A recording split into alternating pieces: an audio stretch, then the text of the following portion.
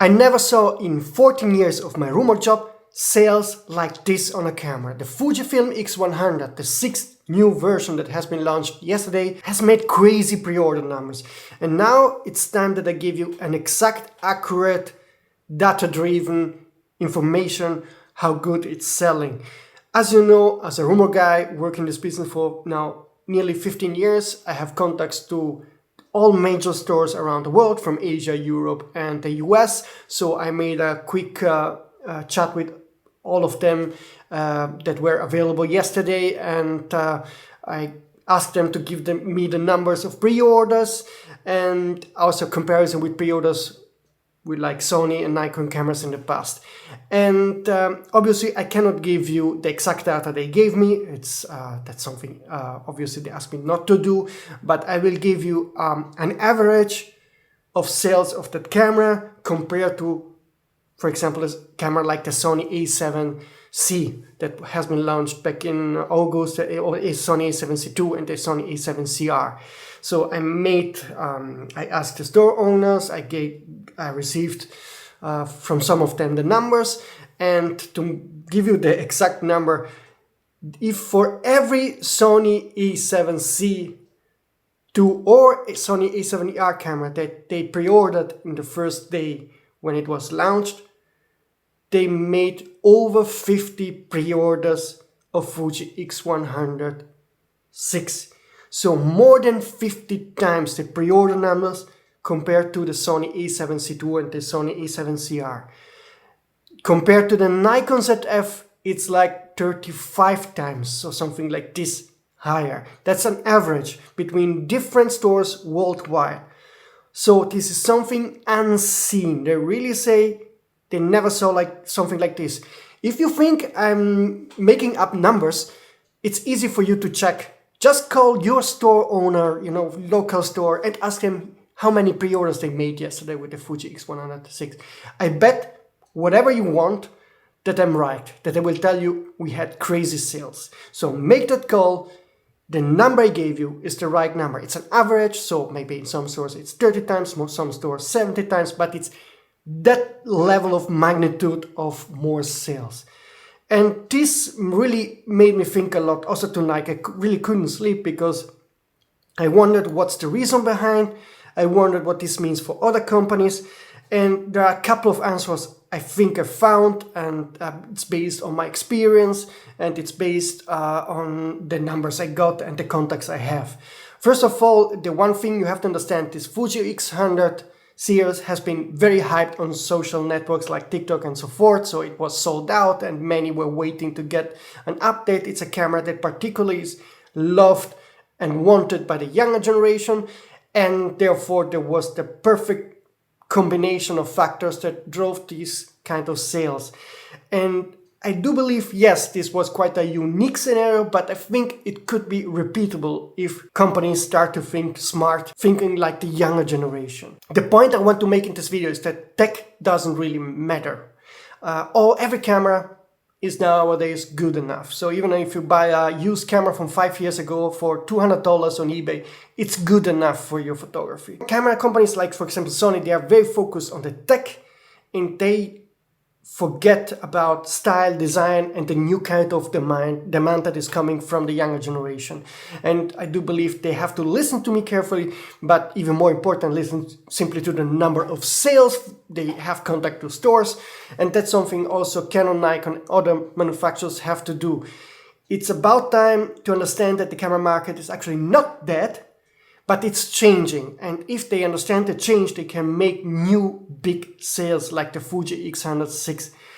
And the point here I want to make is that it's about time they focus on two aspects that were a bit neglected, particularly by those Japanese companies that are very tech-driven.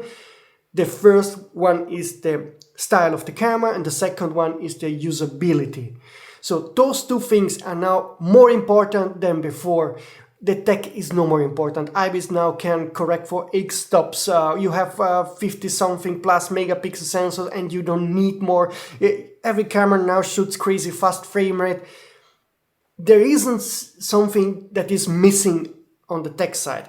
But what you have to understand, the younger people, they are living in a world where style does matter.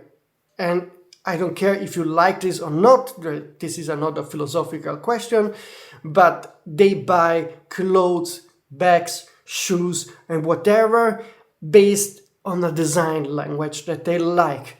And so that's why the Fuji X100VI is selling. It's because it appeals to their design. That's the first reason. The second reason has to do with the usability. Fuji X100VI has built-in film styles, so you get instant, high quality, beautiful images. This is something that really is a strong point in favor of the Fuji cameras in general.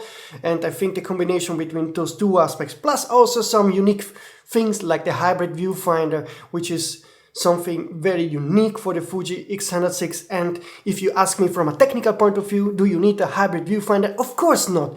But if you have it, if you look through the viewfinder, it's actually nice to have the option to not look into a screen, but into the real world. So for me, it has that kind of value. It has a value of seeing the reality, of seeing something different than a screen.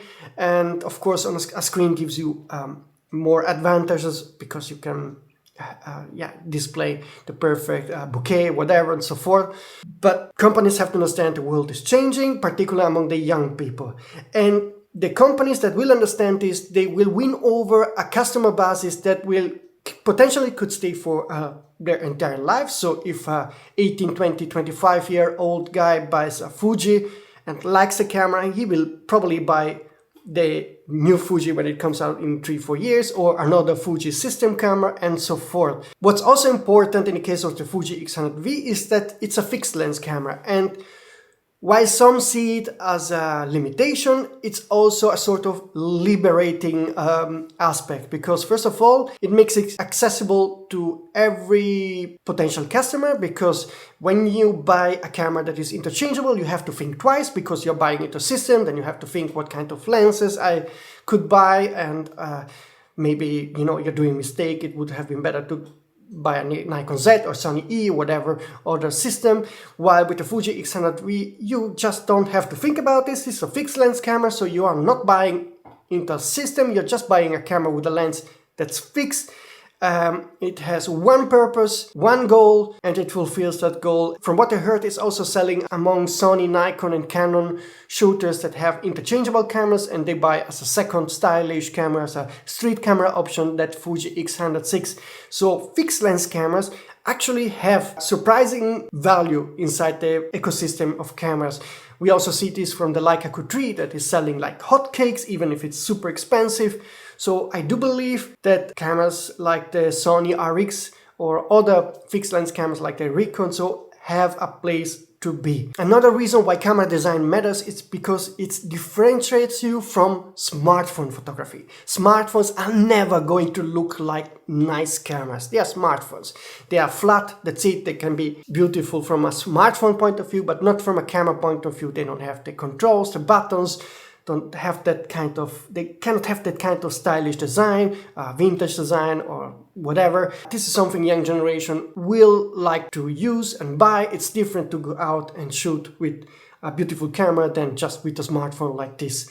And this is also an advantage for every potential camera manufacturer compared to the smartphone photography world. Every manufacturer now has to understand they have to combine multiple factors. They cannot just do a vintage camera, that's it.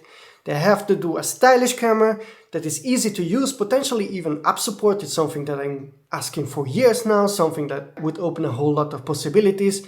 And the third aspect is having those instant, recognizable, beautiful styles that have a certain legacy and history. So Fuji, of course, can tap into their many decade-long history of film styles and film 35mm medium format films, something that Sony and Canon, Nikon cannot do easily, but they could license those film styles from the many manufacturers that are out there, like of course Kodak, Agfa, Harman Kardon, Ilford, and there are many others also coming, new ones. And it would be nice if whenever, for example, Ferragna makes a new film, they will also license the style and look of this film for digital camera manufacturers. So you have a sort of Ferragna style. that would be an idea. So you have to combine all those aspects to appeal to the younger generation of photographers. So I would love to see Sony to make a new RX camera, but instead of only focusing on the tech, yeah, it can have super crazy, I'm sure it will be great because Sony can do super tech, so it will have the best image quality, the best stabilization, the best lens, because Sony is doing the best lenses right now. That's something that people really don't understand. The best lenses are made by Sony right now, but they should also make it not boring, technical looking. You know, when you see a Sony camera, you always say like, ah, yeah, it's a Sony camera. Like the usual neutral style that works. It works very well. The A9 III has super usability, so that's not the point, but it doesn't attract the attention from particularly younger people that want to buy something that looks nice. So Sony should make a RX camera that has some kind of seriously new design look. They can easily tap into, for example, the history of the Zeiss icon. They have a good partnership with Zeiss, so maybe they could use that kind of style to make a RX camera. Of course, they have the Minolta heritage, so they could use plenty of those blueprint style designs from the Minolta cameras and make a fixed lens camera out of this. And something that I already told you yesterday, but I don't think it's going to happen, is also work on the easiness of use of cameras. Something that it's not completely missing, but we are not there. So for me, it will be app support and film size support. So film size support being now very important, but also app support so that people can, for example, have an Instagram app directly on the camera, so that whenever they shoot an image, and possibly they shoot that image with a Kodak film style, for example, of Ferragno or AcR, they can instantly share it through Instagram. And I would think, I have no doubt you would sell a ton of those cameras. Whoever makes the camera will sell a ton of cameras. And I don't understand why those companies don't understand this. People have the money to buy stuff and they will buy beautiful stuff. It's just that you are not giving them this. And I hope that the Fuji X100VI is that kind of beacon camera that will wake up all others to seriously reinvest into the camera business. And this will help also the classic normal cameras like the A7 lineup, for example, from Sony, or the A9. If they make a lot of sales with their vintage cameras from the younger generation, that's just a win-win for everybody. Because then one day maybe that younger will become a professional filmmaker and then buy, for example, an FX3 or whatever, a Burano one day, or he will become a professional sports and wildlife photographer, he will buy the A9 III. So even if you don't care about vintage app-supported and film style in a camera, it should be obvious to you that there is only to win if the companies will do that. So we have to push it, and I might do a video in the future where I give clear examples of Sony designs, Sony vintage designs, with also how they should work with the apps and the film styles and so forth. I will probably make something very precise to explain it to Sony, but also other manufacturers. I don't care, even if Canon and Nikon do it, then it's good. I see finally some light at the end of the tunnel after a decade-long downward trend of the sales in cameras. We will never go back to 10 years ago, but there might be a chance to have a small growth again. And a growth that is going to help the camera market to stay alive. For me, yesterday was a big lesson. Chapeau to Fuji for having nailed it, for having understood this. I think they can even go a step further and make a camera with app support. That would be the ultimate camera, and then there's really nothing else that they are missing in their lineup. By the way, also cameras like the OM Digital Pen F2 for Olympus have the potential to revive micro four thirds that is now dying out. So if there would be a Pen F2 camera that has a decent usability, I think it would sell hot. So don't be focused on sensor size, megapixel, high ISO, frame rate. That's all for 99.999% of us. We don't care anymore. That's what companies have to understand. We don't care anymore.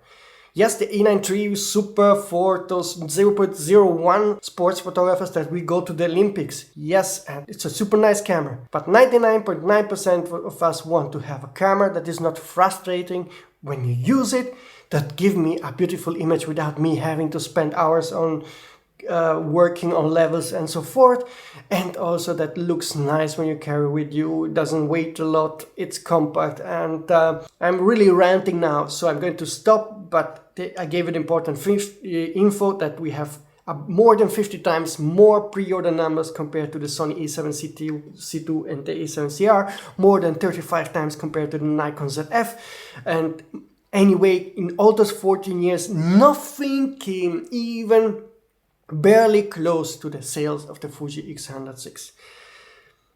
Nothing. Ask your dealer if you don't believe me. Folks, that's it for today. I have to work on new rumors, so subscribe to the channel because there are some exciting rumors coming about upcoming cameras and lenses, and therefore click also on the notification bell because they're coming pretty soon the next days. See you soon, folks.